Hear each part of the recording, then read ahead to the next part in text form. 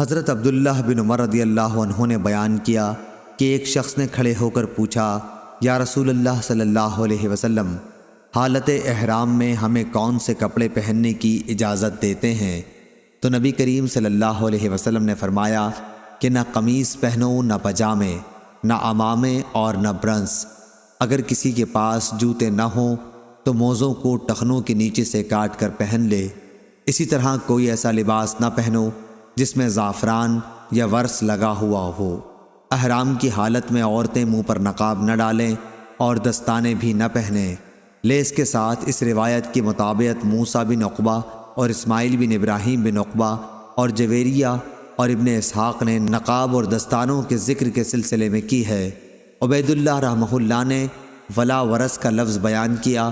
وہ کہتے تھے کہ احرام کی حالت میں عورت منہ پر نقاب نہ ڈالے اور نہ دستانے استعمال کرے۔ اور امام مالک نے نافع سے بیان کیا اور انہوں نے حضرت عبداللہ بن عمر رضی اللہ عنہ سے بیان کیا کہ احرام کی حالت میں عورت نقاب نہ ڈالے۔ اور لیث بن ابی سلیم نے مالک کی طرح روایت کی ہے۔ صحیح بخاری حدیث نمبر 1838۔